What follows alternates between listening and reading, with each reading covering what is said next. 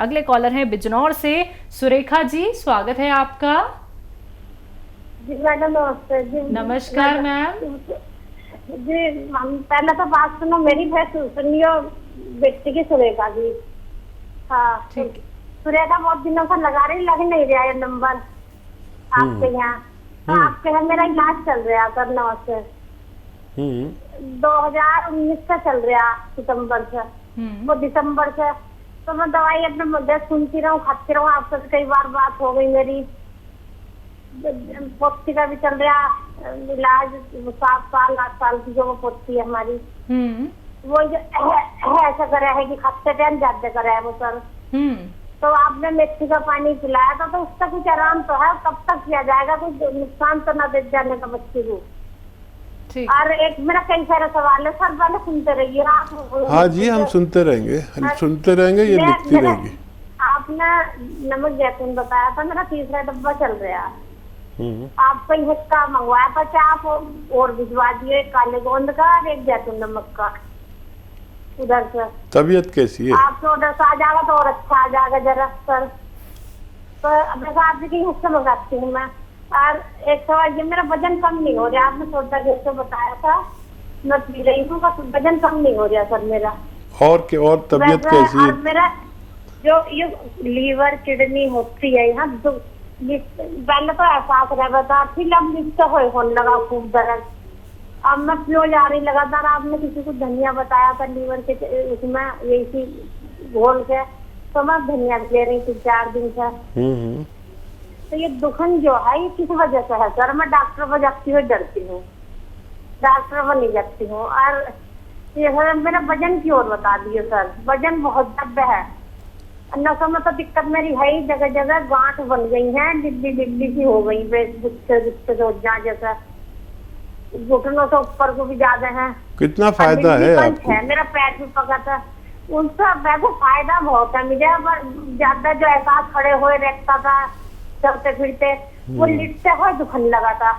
अब जब से मैं धनिया खा रही हूँ, पता नहीं उससे है थोड़ा बहुत अंतर लग रहा मुझे। 3-4 दिन तक शुरू करा धनिया से। और जैतून नमक के डिब्बे पी गई मैं 3 साल। वो आपने बताया था प्यास के लिए, मुझे प्यास लगने लगी थी बहुत दवाइयों का। वो गलती मेरी भी हो गई। और आपके है मैं भूज कर दवाई खाती रही ना, मंगवा के अच्छी भी चल रही थी, मेरा पैर पक आया था।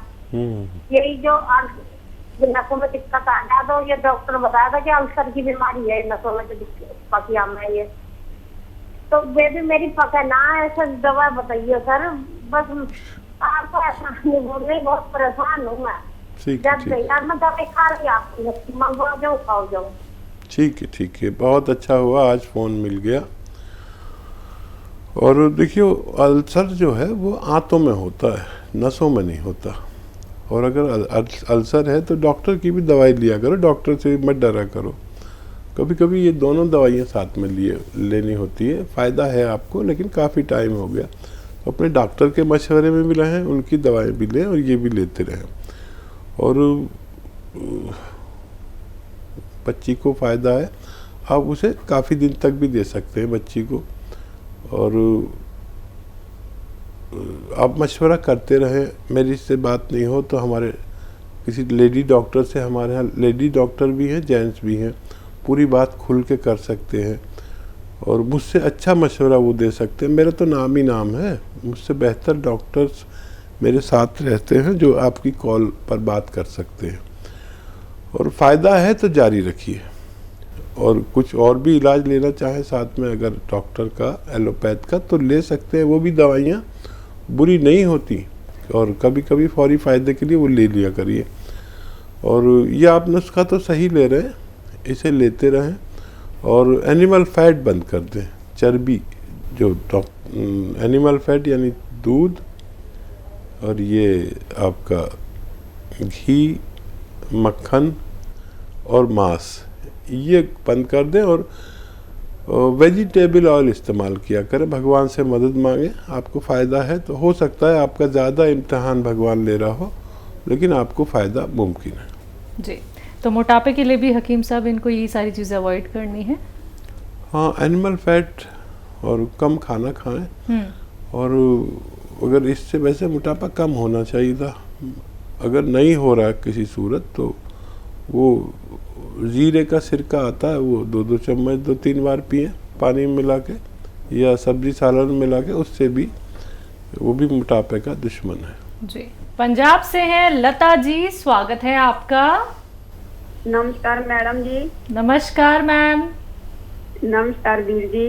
जय हिंद, स्वागत है आपका। नमस्कार वीर जी। अभी कल को ना एक मैडम ने, बहन ने कहा था कि उसकी नूह को बहुत ज्यादा फर्क है, पागलपन का दौरा पड़ता था, पागलपन था उसको। हाँ हाँ। वो बोल रही थी कि उनको कुएं में छाल मारती थी और करंट भी लगते थे। वो ठीक है, मैं चाहती हूँ इसको आप व्हाट्सएप पे फ्रंट पेज में डाल दो जरा, मानसिक जो रोगी सभी जो देखे थे। बहुत अच्छा उसको रिजल्ट दे रहे थे, आराम आया।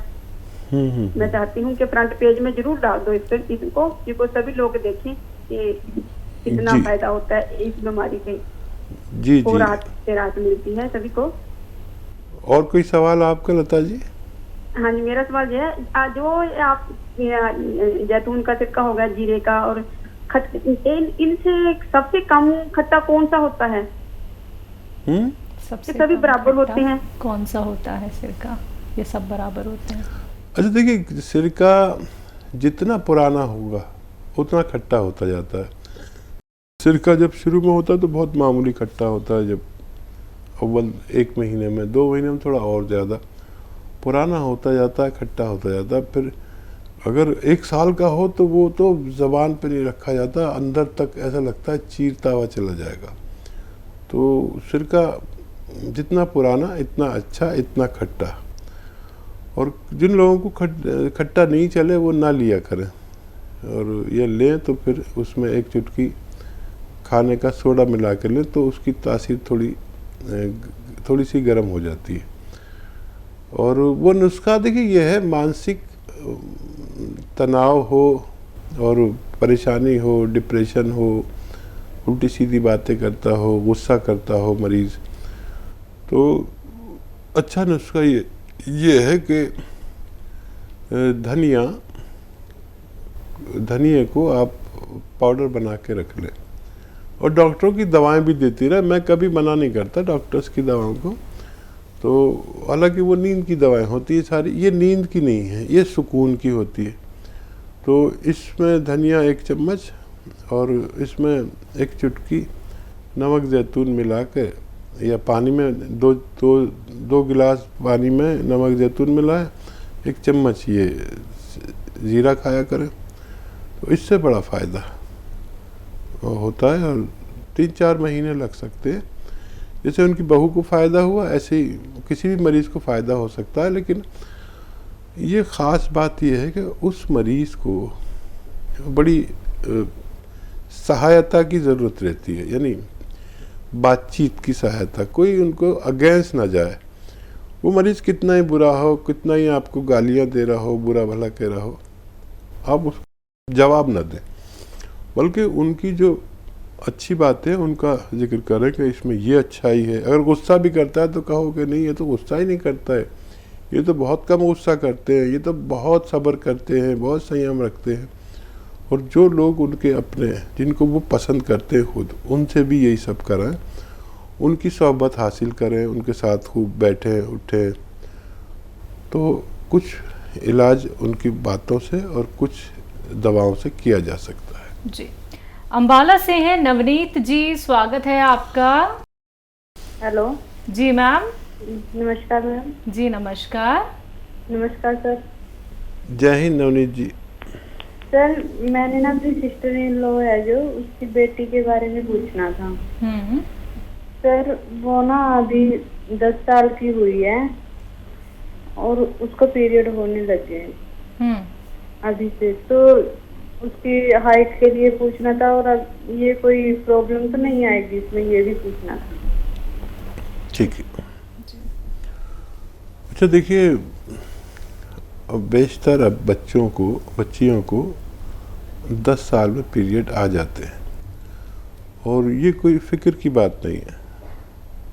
और अभी गोंद मोरिंगा सफ़ेद आप उन्हें दे सकते हैं, अभी कम उम्र है, आधा ग्राम सुबह, आधा ग्राम शाम, शहद में मिला के या दूध के साथ या पानी के साथ या नारियल पानी के साथ, जैसे भी वो पसंद करें, आधा आधा ग्राम 2 हिस्सों में दें। वैसे 12 साल के लोगों को मैं 1 ग्राम एक बार खिलाने को कहता हूँ, लेकिन इनको 2 हिस्सों में खिलाएं क्योंकि ये 10 साल के हैं।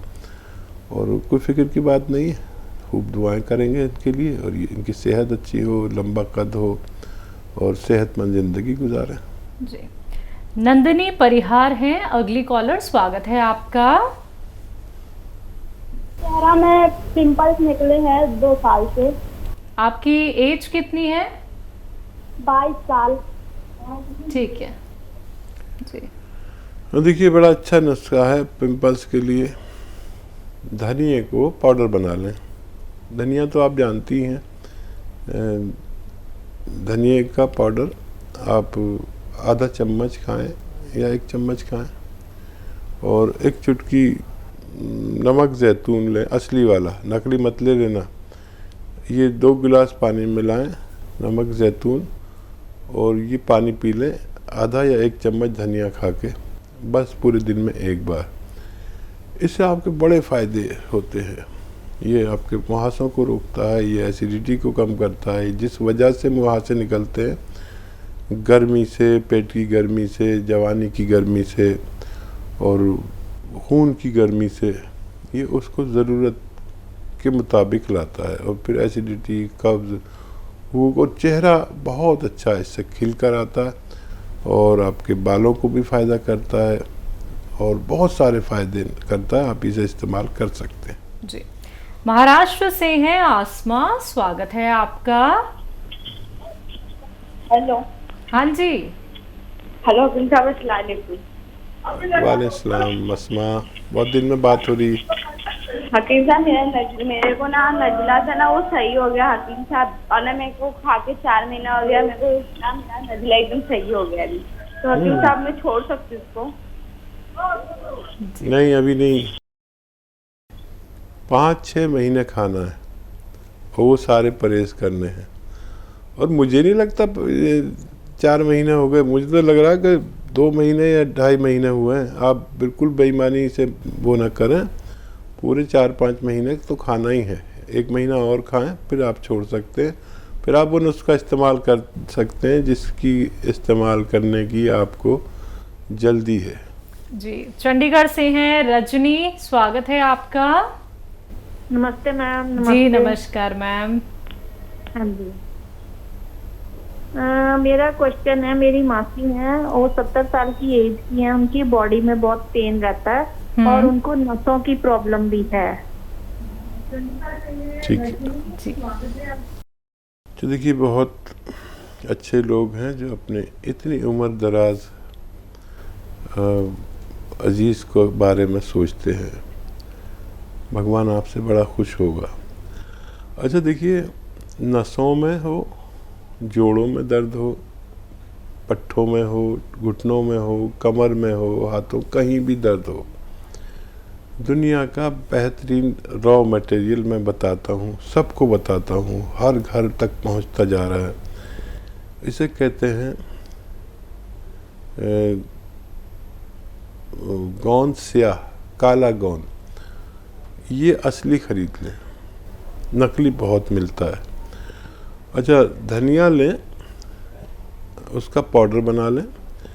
1 आधा चम्मच धनिया लें और आधा ग्राम गोंद स्याह। धनिया तो बेईमानी नहीं होती उसमें, लेकिन गोंद स्याह नकली भी मिल जाता है, असली लेना आपकी जिम्मेदारी। आधा ग्राम गोंद स्याह, आधा चम्मच धनिया, इसे मलाई में मिला के, शहद में मिला के या देसी घी में मिला के 1 चम्मच ले लें देसी घी और इन्हें खिला दें। पानी से, दूध से, जूस से, नारियल पानी से, जैसा भी इनको आसानी हो। एक खुराक सुबह नाश्ते के बाद, 1 रात को खाने के बाद बस खिला दिया करें। बहुत फ़ायदा इनके तमाम जोड़ों को, तमाम नसों को, तमाम डिस्क को, तमाम पट्ठों को, और ये फिर सेहतमंद ज़िंदगी गुजार सकते हैं। अगर 100 ग्राम भी मिल गया आपको देखो ये 15-16 रुपए का 1 ग्राम आता है, वो आधा आधा ग्राम 2 हिस्सों में खाना है, खाने के बाद ही खाना है। और ये 100 ग्राम ख़त्म नहीं हो पाता कि लोगों को फ़ायदा मुमकिन होता है।